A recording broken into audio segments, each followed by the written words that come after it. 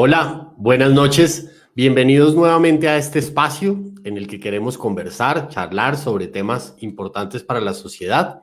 Hoy nuevamente hemos venido haciendo una serie de paz territorial, donde hemos querido hablar con personas de las regiones, donde hemos querido hablar sobre culturas distintas, donde hemos querido hablar sobre la pluriculturalidad que tiene este gran país y sobre las distintas visiones que tenemos sobre la paz, sobre la reconciliación, sobre el diálogo social, sobre la educación, sobre muchos temas en particular, y hemos querido ver cómo se ve eso desde cada uno de los rincones del país.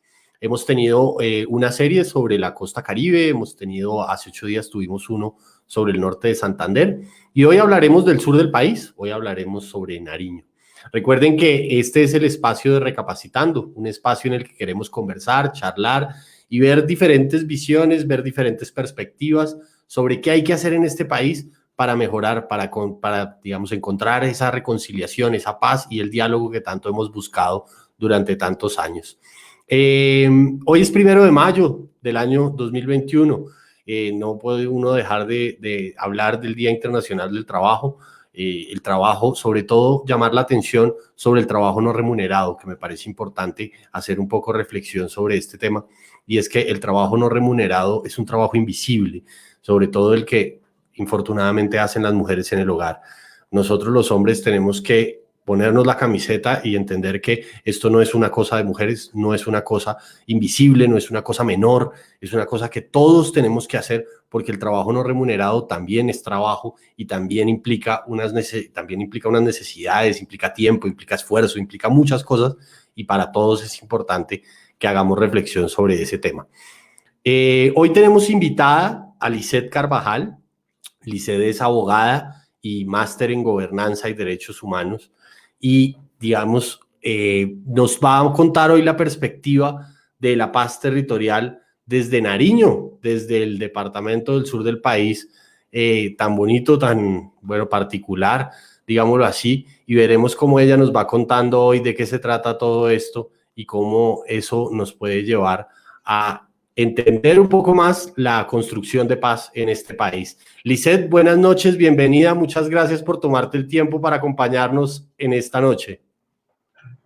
Hola Jean-Pierre, muy buenas noches. Muchas gracias por la invitación a todo el equipo de Recapacitando para poder hacer parte de estas charlas tan interesantes, motivacionales y además, pues, pedagógicas, podría decirlo, en el que estamos aprendiendo de verdad muchísimas cosas, no solo de reconciliación y paz, sino de todos los procesos, ¿no?, que se han llevado a cabo para lograr esta paz en el país.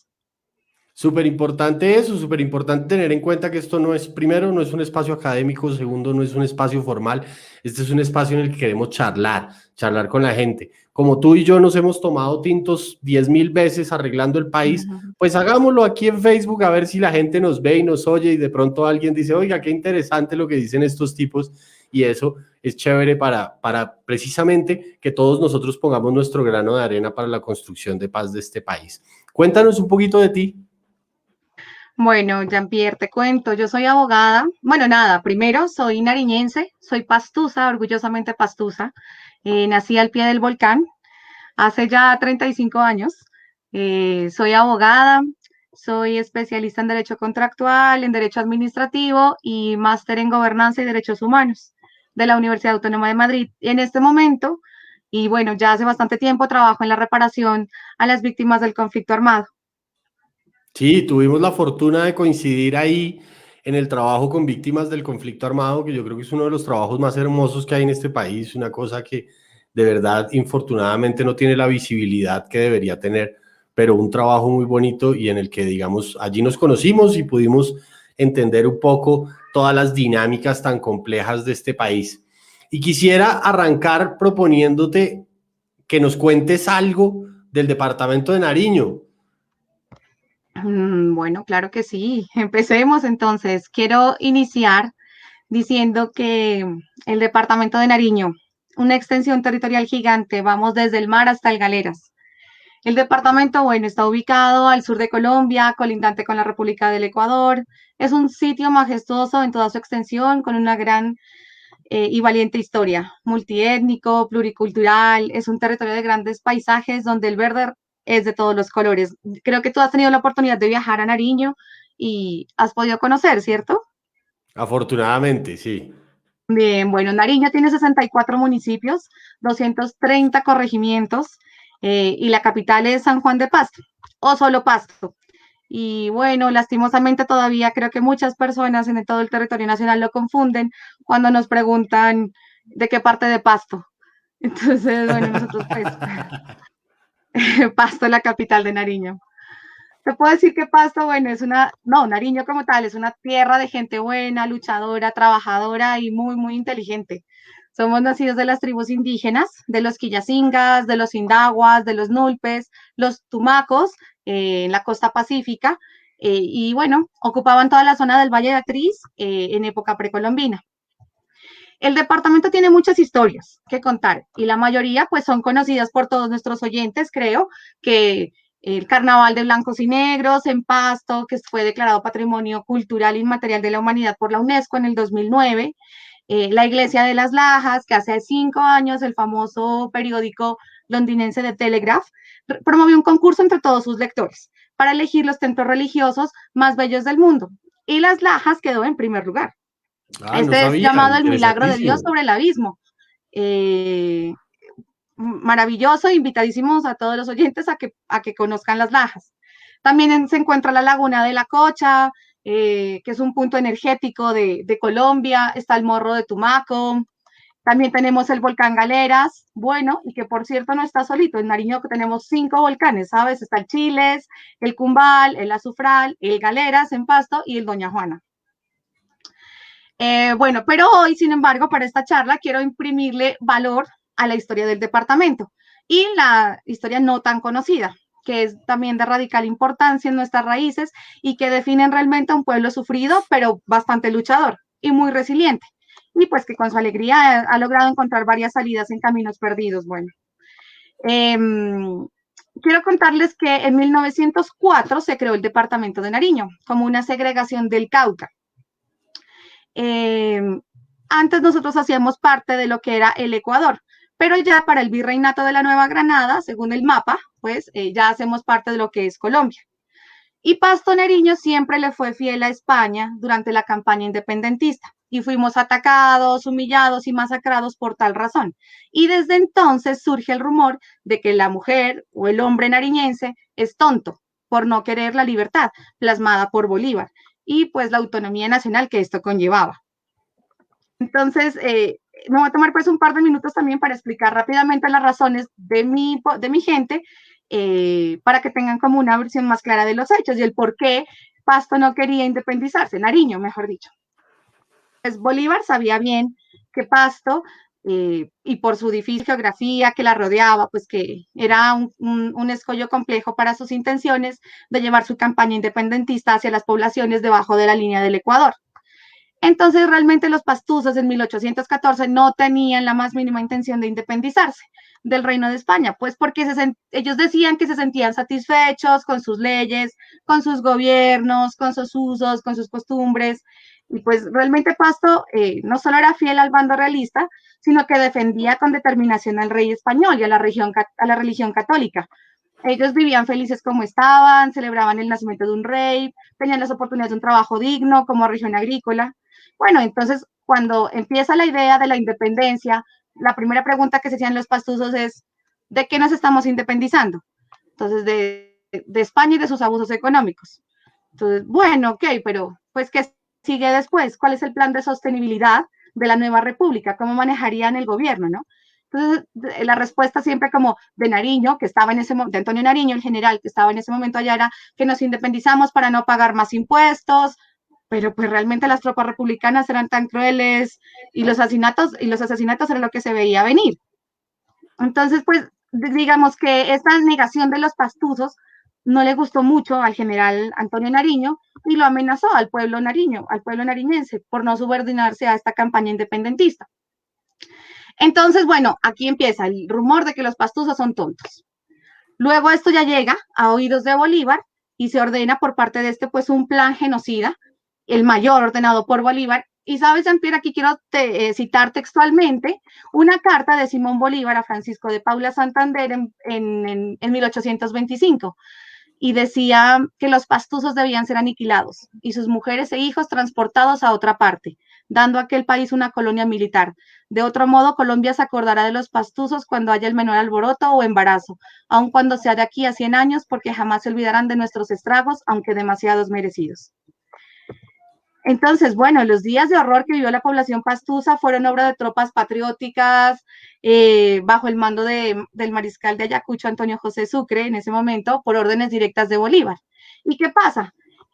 Esta Navidad Negra empieza el 24 de diciembre de 1822 y se conoce en Nariño, en Pasto, como la Navidad Negra, y aprovechando el cansancio y el asediado pueblo pastuso de aquella noche, la invaden la ciudad, matan a 500,000 de pobladores del lugar, a todos aquellos encontraron en su paso, incluyendo mujeres, niños, todas las personas refugiadas en las iglesias, y el resto de pobladores fueron reclutados o expulsados de sus hogares y de su ciudad.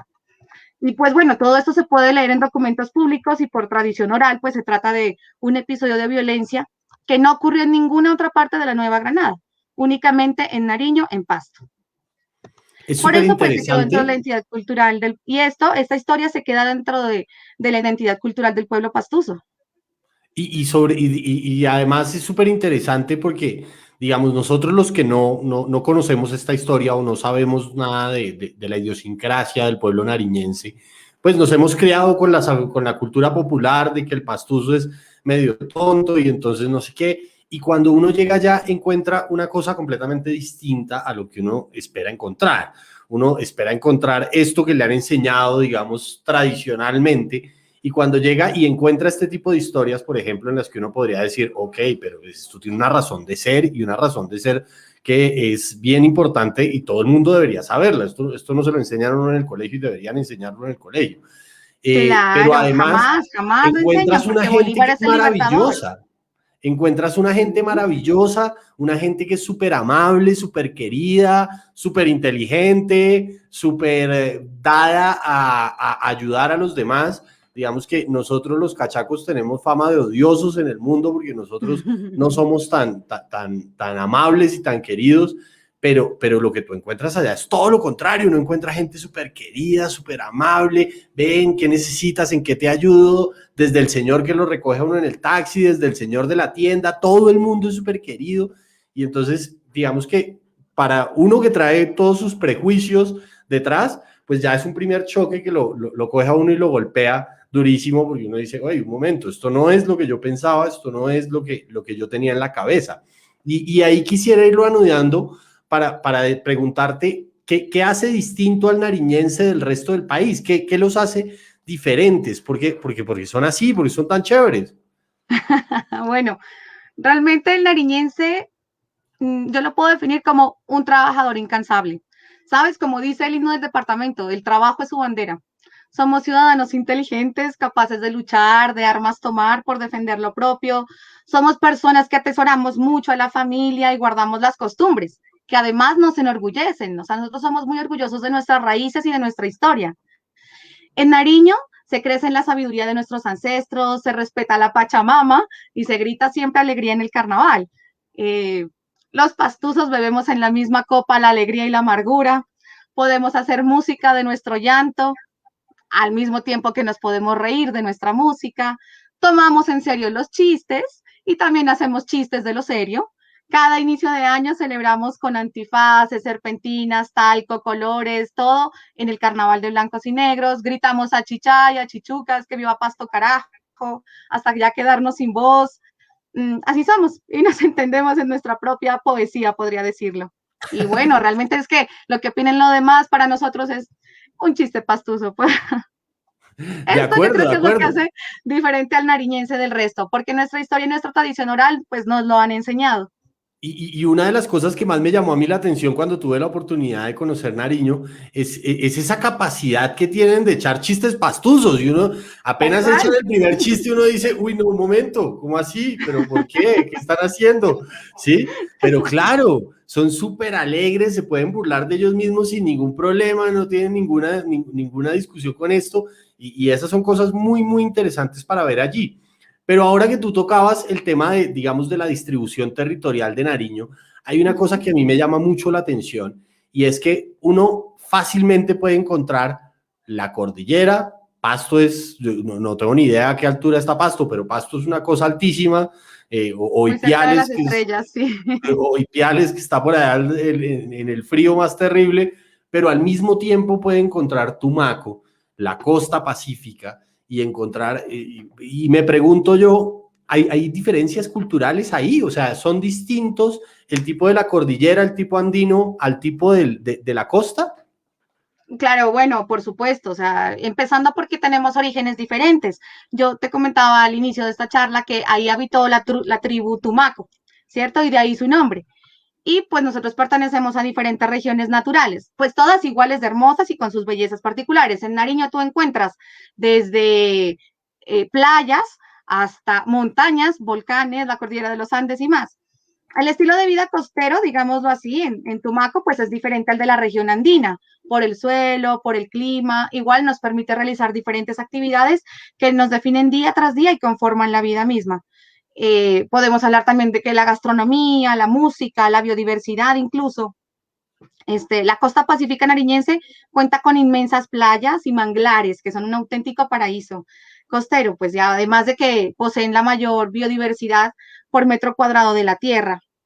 Sin embargo, nuestros lazos ancestrales y costumbres nos unen en algún punto y nos hacen hermanos, porque la cosmovisión integradora de la naturaleza, la economía, la historia, el hábitat y bueno, siempre nos lleva al mismo punto, nariñenses. Incluso ahora que tú tocas el tema, por ejemplo, de la gastronomía y la música, me parece que es un elemento que sí es culturalmente claramente distinto entre el tipo de la cordillera y el tipo de la costa pacífica, porque, Totalmente. digamos, las costumbres gastronómicas que encuentra uno en Pasto, que encuentra uno en Ipiales, perdón si me equivoco, tú me corregirás, pero Claro, digamos, claro. pienso yo que están mucho más ligadas al Ecuador y lo que está, la gastronomía de la costa pacífica, pues es costera, es de camarones, de pescados, de cosas por el estilo.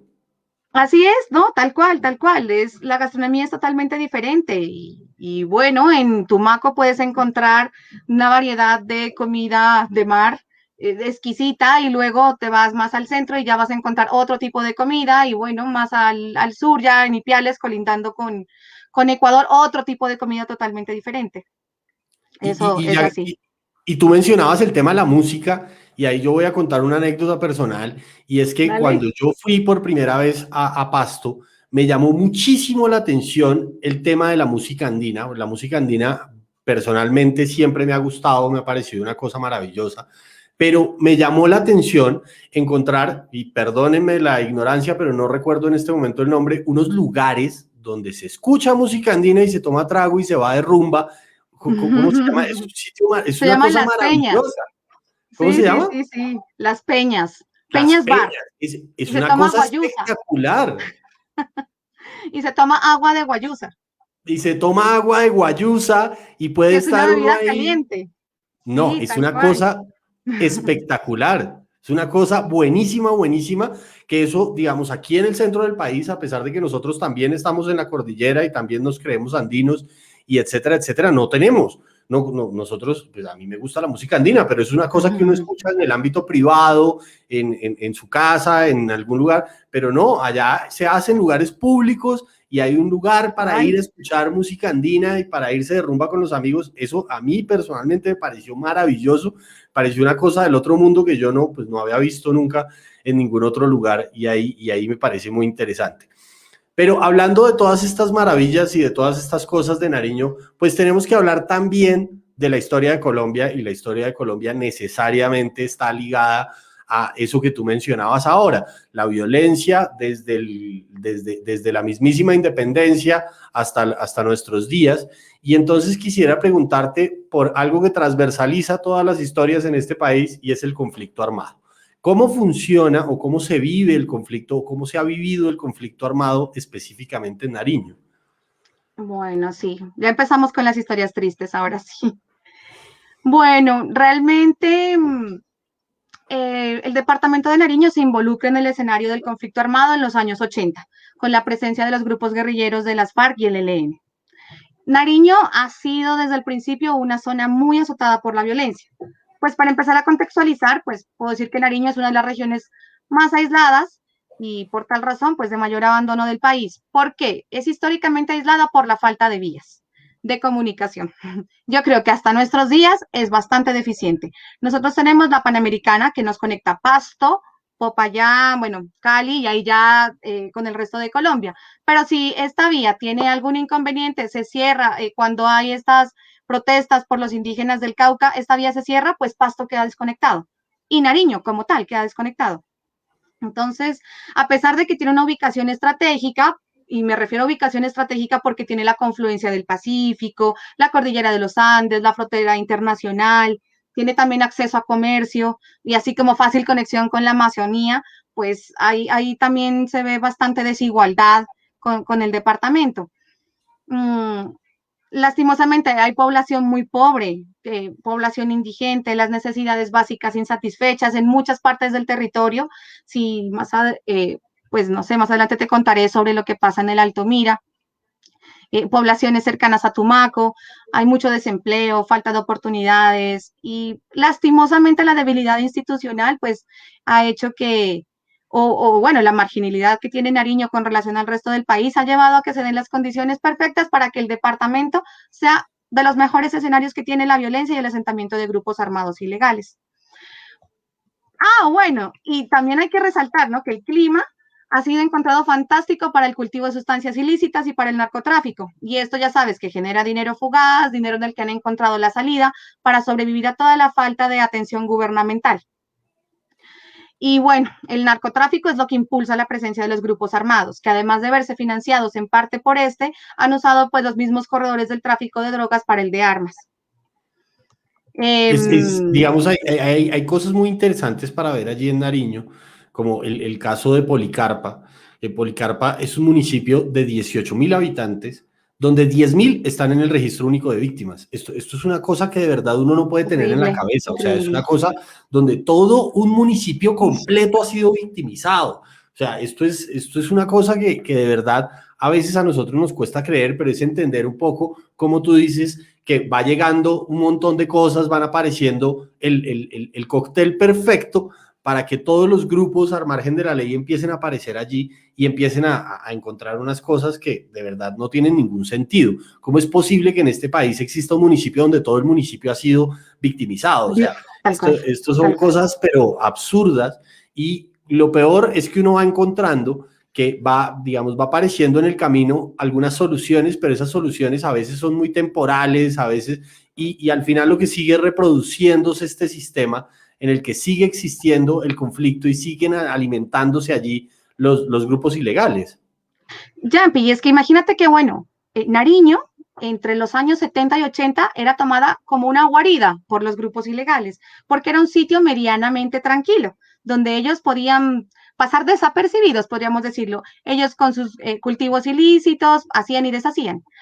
Pero resulta que en los años 90 ya esto se pasó a convertir en el centro de una confrontación armada y el interés pasó a ser el control territorial. ¿Por qué? Por la explotación de los recursos naturales a su favor, tanto así que grupos como el ELN y bueno, los emergentes luego como los rastrojos se unieron para sacar a la entonces FARC del territorio.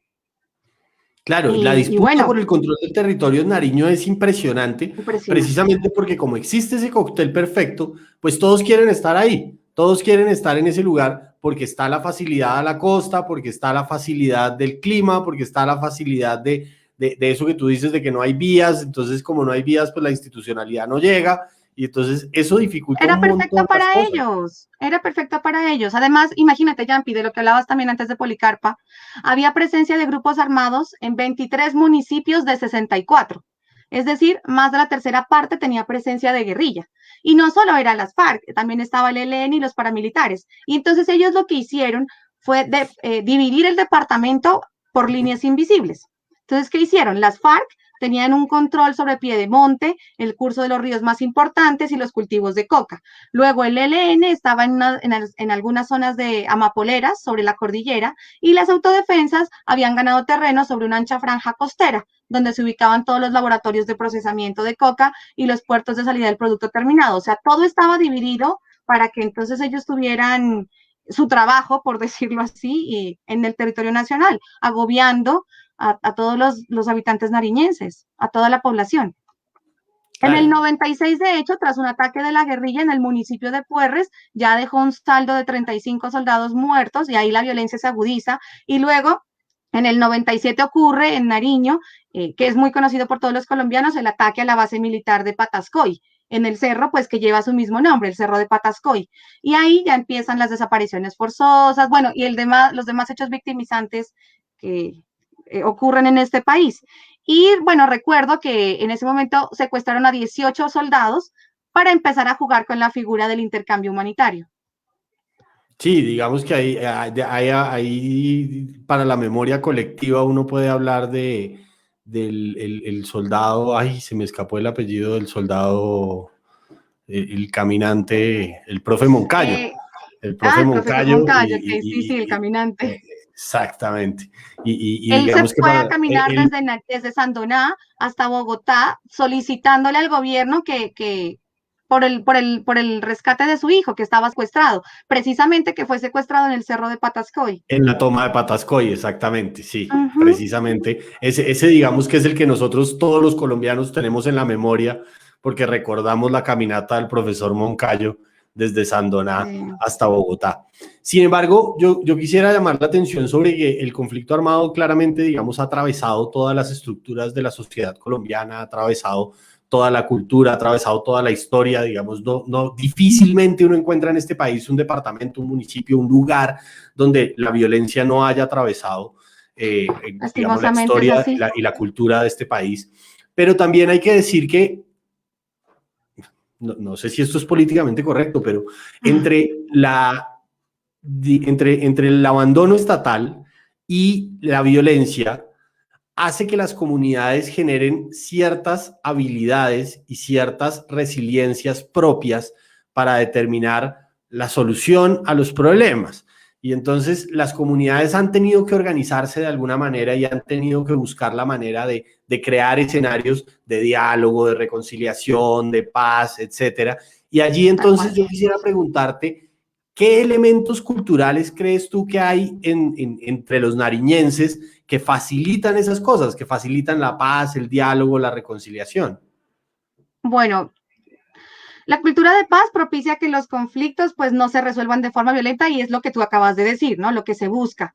Todo proceso cultural es de hecho pues un fenómeno social, pero digamos que esto no implica una ecuación de igualdad o de equivalencia porque no todo fenómeno social constituye necesariamente un producto cultural.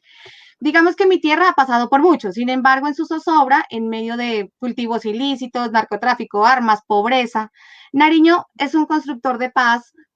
¿Y por qué? Porque queremos que nuestra voz sea escuchada, queremos ser recordados, porque tenemos la valentía y la fuerza de rehacernos, de reconstruirnos, de trabajar bien y duro por un futuro mejor. Nariño cuenta con dinámicas de movilización social por la paz, con diversidad de objetos, demandas y repertorios de acción, y que a pesar de los golpes recibidos a causa del conflicto armado, existen y cuentan con capacidades individuales y colectivas. Estas diversidades de acciones colectivas por la paz, pues a través de sus particulares formas de lucha, buscan también cambios sociales, políticos, económicos dentro de sus territorios. Y hay muchas conformaciones de grupos que, bueno, ahorita están con mayor auge, han cogido mayor auge los grupos de mujeres, en los que ellas buscan también una reconstrucción de tejido social.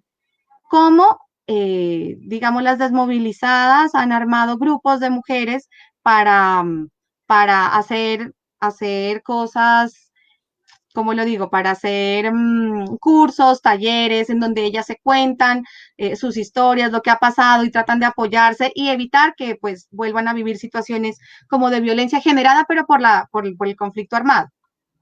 Y allí es importante mencionar lo que tú arrancabas diciendo acá, y es que la cultura oral del nariñense es muy fuerte.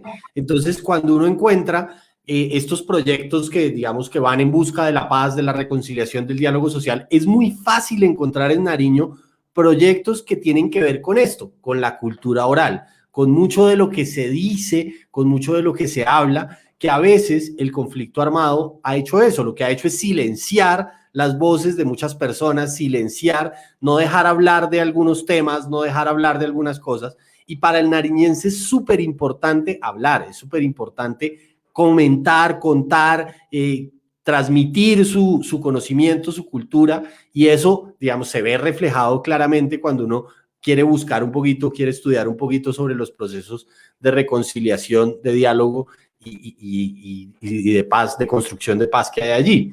Sin embargo, digamos, uno puede encontrar que Nariño tiene una, además de todo este cóctel que hemos hablado y de toda esta conjugación de cosas interesantes que hemos hablado, tiene otro elemento que no tendría otro lugar en el país y es la frontera.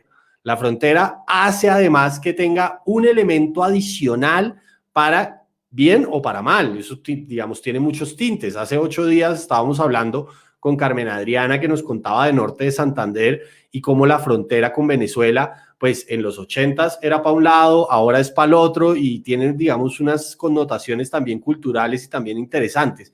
¿Cómo se vive en esa frontera con el Ecuador? ¿Cómo funciona eso? Tú mencionabas algo que a mí me parece muy interesante porque no lo sabía, y es que Nariño antes era del Ecuador y después pasó a ser de acá, y uno sí encuentra como unos parecidos muy grandes entre la cultura del otro lado y la cultura de este lado. ¿Cómo viven los nariñenses ese tema con la frontera con el Ecuador? Bueno, digamos que voy a empezar por contarles que, de hecho, el Ecuador, la capital del Ecuador, Quito, es mucho más cerca que Bogotá. Entonces, hace varios años, cuando en el Ecuador todavía contaban con su peso nacional, que era el sucre, pues los nariñenses, y bueno, este sucre estaba muy devaluado en su momento, pues los nariñenses lo que hacíamos era siempre viajar al Ecuador en todo sentido. Creo que muchos nariñenses podrán decir que conocemos más territorios del Ecuador que de Colombia. Y no es raro, y claro, ¿por qué? Porque salía mucho más barato viajar al Ecuador, porque además pues las vías se facilitaban y, y bueno, lo que te digo, era mucho más económico, a diferencia de, por ejemplo, viajar a Cali, que como te decía, la vía, la Panamericana es bastante defectuosa esa vía, entonces pues era más fácil viajar al Ecuador. Sin embargo, bueno, ahora sí como más general, siempre se han manejado buenas relaciones diplomáticas, siempre pues con un par de quebrantos, pues por supuesto en época de violencia, porque sabes que está la facilidad de cruce de fronteras que hubo e incluso se presume que había bases o campamentos guerrilleros que operaban en tierras ecuatorianas a escasos metros del suelo colombiano.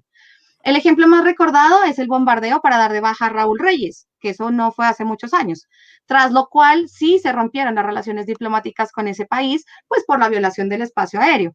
Y esa crisis duró varios meses con la frontera cerrada, bajo consecuencias económicas, pues todas las consecuencias esperadas ante este hecho.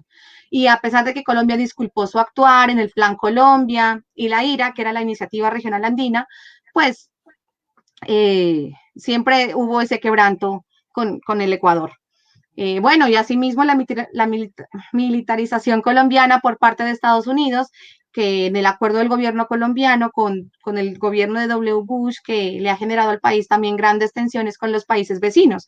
Y pues ha roto confianzas que en ese entonces estaban en construcción especialmente con los gobiernos de Chile y Brasil. Entonces, digamos que el conflicto armado también ha llegado a afectar estas relaciones con los países vecinos. Claro, y me parece interesante lo que tú mencionas porque sí, fue una cosa que a mí me dijeron cuando yo estuve allá, y es que el nariñense del común conoce primero Quito que Bogotá. Es mucho más, Tal hay cual. muchísima más gente que conoce Quito a gente que conoce Bogotá, porque Bogotá está a 20 horas por una carretera malísima, etcétera, etcétera. En cambio, Quito está ahí nomás y es mucho más fácil viajar hacia allá. Me llama la atención lo que tú hablas del tema de la moneda porque eso me hace pensar que también funciona un poco como lo que pasa en Venezuela, y es que antes nos íbamos de aquí para allá y ahora se vienen ellos de allá para acá, porque ahora ellos tienen dólares y nosotros somos los que tenemos la moneda devaluada. Tal cual, mira que hay fines de semana que bueno, antes de toda esta pandemia, y esta crisis, los ecuatorianos pasaban tranquilamente a Nariño y entraban a estos almacenes de cadena a comprar televisores, neveras, demás, todo porque les salía mucho más barato. Ellos como se dolarizaron desde el 2001, creo que fue, pues para ellos sale ahora mucho más rentable. Ahora se cambió antes, como lo dijo también nuestra compañera hace 8 días, que los colombianos se iban, perdón, sí, era que las personas de Cúcuta se iban para Venezuela, Sí. así mismo pasó acá, los pastusos nos íbamos era para el Ecuador y ahora es al revés, el Ecuador viene para Colombia. Y los parecidos culturales son impresionantes, impresionantes, impresionantes. Incluso una de las La cosas música que yo andina, recuerdo, una de las cosas que yo recuerdo de la frontera fue llegar ahí pues, digamos, hay un puesto de control de inmigración, pero nadie le pregunta a uno, ¿usted para dónde va? ¿Qué va a hacer? No, nada, usted pasa, cruce. sí, Pero un tal cual. momento, pero yo quiero el sello en el pasaporte y todo. ¿Y cuál pasaporte? ¿De qué está hablando? Coja una buseta y váyase. Yo, no, pero ¿cómo así? O sea, sí, porque pues, si es una cosa muy cerquita, y es una cosa de aquí para allá y de allá para acá sin ningún problema, sin ningún, digamos, si uno quiere cruzar ya de más adentro, pues sí tiene que hacer el control migratorio. Pero lo que hay entre Tulcán y Piales, pues es una cosa de 20 minutos, no es más. sí, Es muy y cerca, son son pueblos 15 minutos a hermanos. la frontera y otros 10, bueno, entonces 25 y otros 10 hasta Tulcán. No es nada. Y Y bueno, además, siempre el paseo para las Lajas termina en Tulcán. Entonces, sí, digamos, así. así fue en mi caso, yo iba para las Lajas y terminé en Tulcán, porque precisamente alguien me dijo, no, pero pues es que ya está aquí, hermano, ya eso, arranque, que aquí ya no es aquí nomás. Sí, tal Y de cual, verdad tal son cual. pueblos muy parecidos. Tulcán y Ipiales son lugares muy parecidos y son culturalmente, pues me corregirás tú, pero son culturalmente muy, muy parecidos y ellos no, digamos, algo que me llamó la atención es que en Tulcán no le ven problema ninguno a hablar de pesos o hablar de dólares.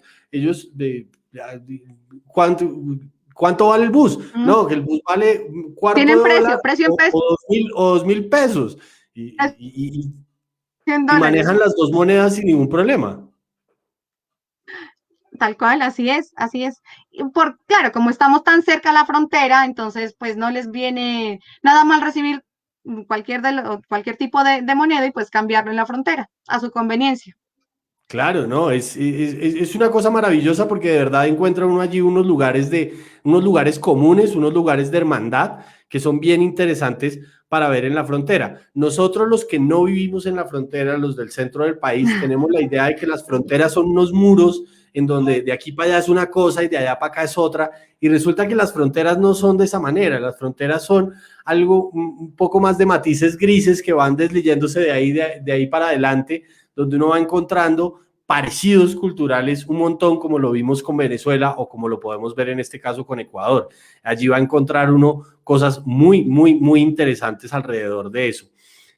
Alrededor de todos estos cócteles y de todas estas cosas que hemos hablado, ¿cómo se vive en Nariño la construcción de paz? Porque volvemos al mismo punto de las organizaciones han tenido que organizarse, la institucionalidad ha hecho ahí unos esfuerzos porque a veces llega, a veces no, bueno, digamos, ha hecho en los últimos años unos esfuerzos interesantes, pero ¿cómo se vive eso allá? Uno desde aquí tiene una visión, sobre todo una visión cerrada, porque nosotros aquí en el centro del país, digamos, no conocemos el conflicto de la manera en que lo puede conocer la región, El pero territorio. ¿cómo se vive eso ahí?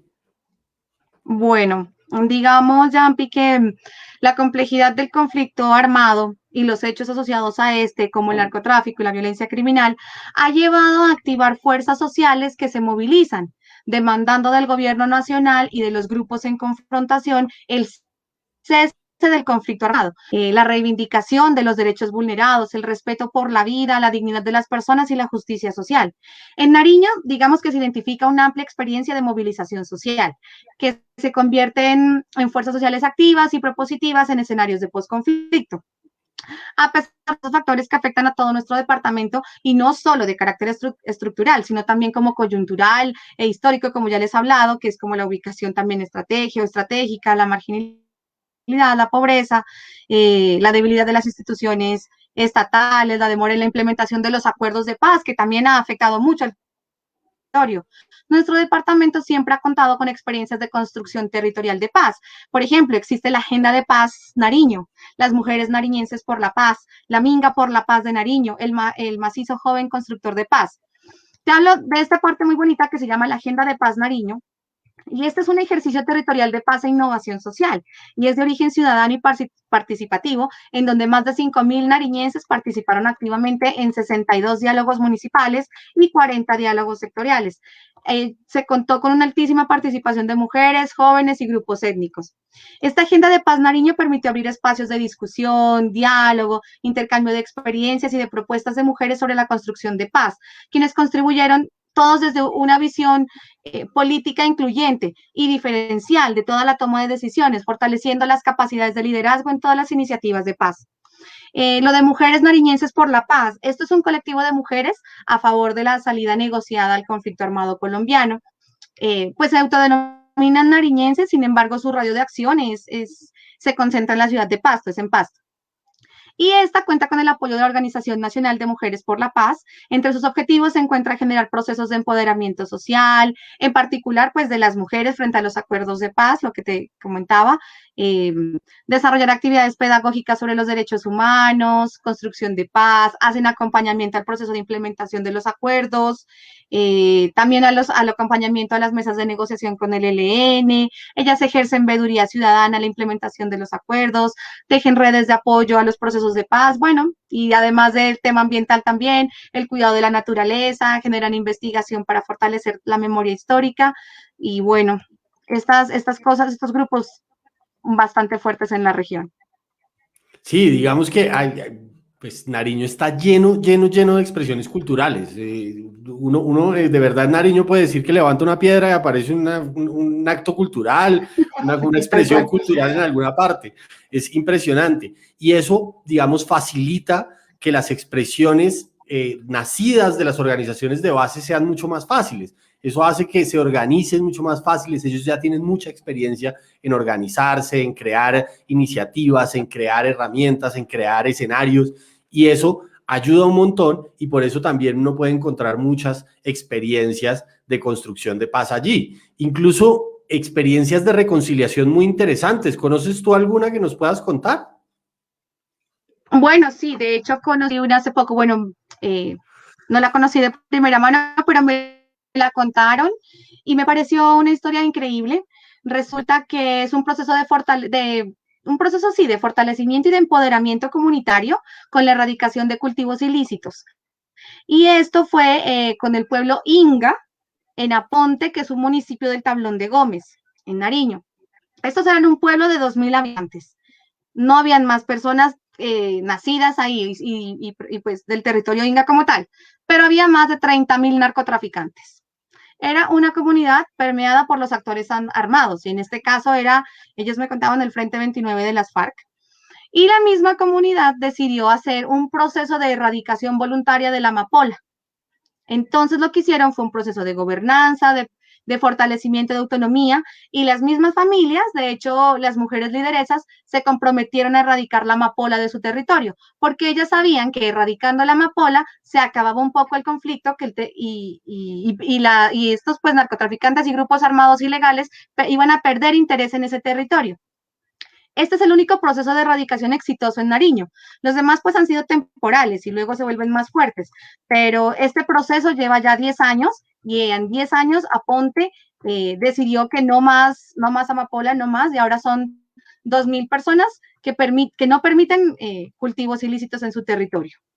Y conozco otra también muy linda, que es la Tejedoras de Paz se llaman, en la Cruz Nariño, que son 135 mujeres reinsertadas, que a través de su obra artesanal, que son los tejidos, bisutería, bueno, y demás, intentan reformar su proyecto de vida y pues no repetir la historia que padecieron haciendo parte de los grupos armados ilegales. Dos historias diferentes, pero las dos como que llevan al punto de la reconciliación, muy bonitas las dos.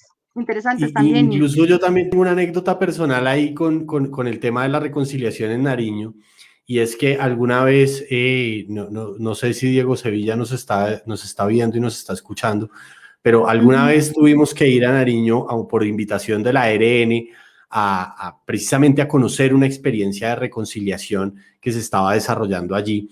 Y una experiencia muy interesante en la que se hizo un piloto para probar si se podían hacer proyectos productivos en conjunto entre desmovilizados de FARC y víctimas del conflicto armado. Y allí hubo un proceso muy interesante en el que el SENA, con un acompañamiento psicosocial muy fuerte, crearon un proyecto productivo alrededor de, era una crianza de gallinas, si no estoy mal, y que tuviera excombatientes y que tuviera víctimas del conflicto armado.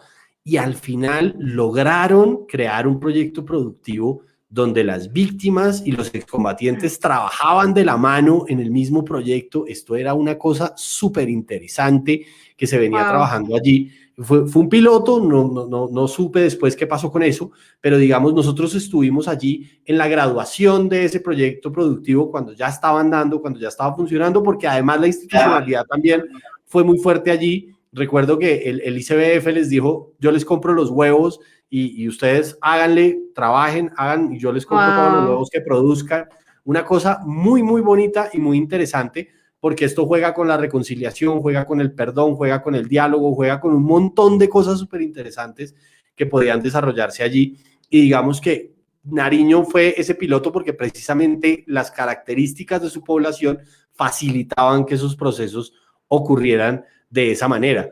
Entonces, sí hay unas experiencias muy, muy interesantes para desarrollar, para entender o para estudiar en Nariño alrededor de esto. Quisiera preguntarte... Claro, Jampi. Muchísimas más tienen que haber, claro, muchísimas historias más de reconciliación, que de hecho me parecería un ejercicio bastante interesante poder viajar al territorio y como recolectarlas, ¿no? Hacer como, no sé, un diario, un book, algo así interesante de todas estas historias de reconciliación que podemos llegar a encontrar en el departamento. Claro, porque además muchas de estas cosas pasan en el silencio, pasan allá sin que nadie se entere, sin que nadie se dé cuenta. Lo mismo que estábamos hablando ahora, y es que la misma comunidad se va organizando y va entendiendo cómo funciona y va llegando allá. Y pues, hombre, qué chévere que todas estas cosas pudieran ser conocidas por el mundo entero, porque son cosas que de verdad son muy, muy interesantes. Y hablando de esto, digamos, en Nariño, como en casi todo el país, hay procesos de reparación colectiva.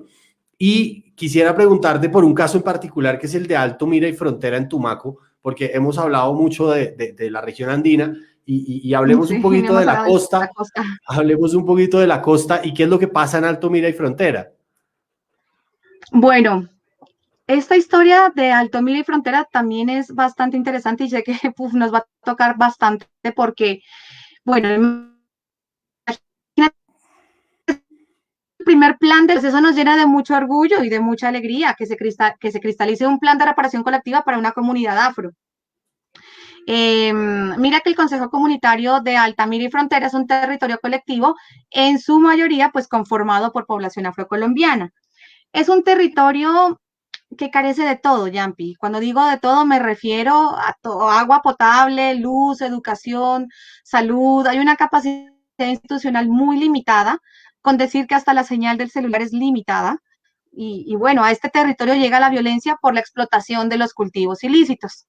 Es el municipio con más plantación de coca en Colombia. Tiene casi 20.000 hectáreas de cocaína. La zona, pues, es estratégica para los distintos grupos armados, claramente, porque, bueno, lo que ya te cuento, y todo, temas como narcotráfico, refinerías ilegales de crudo, ejercen presión y control sobre los proyectos productivos de minería, monocultivos extensivos de palma. Esta zona siempre ha sido afectada por el enfrentamiento entre grupos armados ilegales y siempre entran en disputa por el control territorial y social. En el contexto del posacuerdo con las FARC llegó el apoyo gubernamental a proyectos productivos en el Consejo Comunitario y siempre las iniciativas de conservación han partido por parte de la comunidad.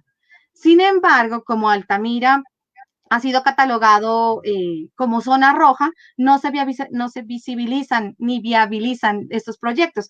Es como si el territorio hubiera quedado castigado, es muy triste. Lo que te digo, esta comunidad ha sufrido todos los impactos relacionados.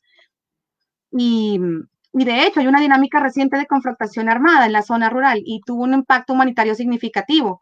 En el 2017 hubo un enfrentamiento entre grupos armados sin identificar y donde se afectaron varias comunidades, generando un desplazamiento masivo casi de 800 o 1.000 personas.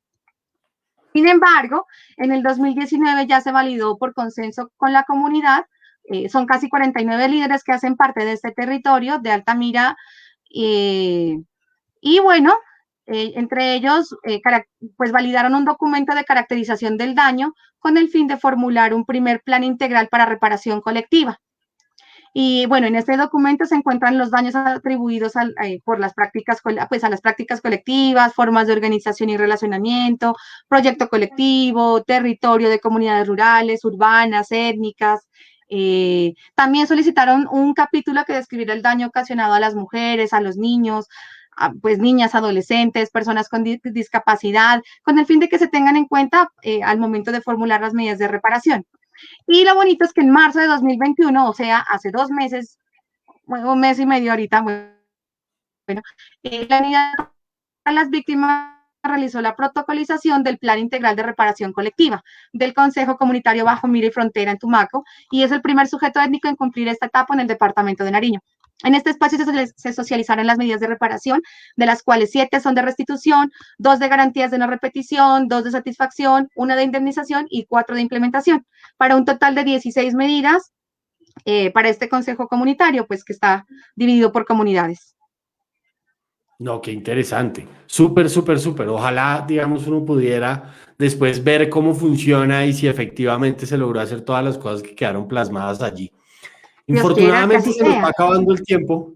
Nos quedan Oh, 8 minutos para terminar esto, porque esto de verdad son rápidamente. temas que uno se apasiona y podría uno darle aquí 3 horas completas. Seguimos. Pero Es quisiera verdad. preguntarte, ¿qué deberíamos aprender nosotros, los que no somos nariñenses, de los nariñenses?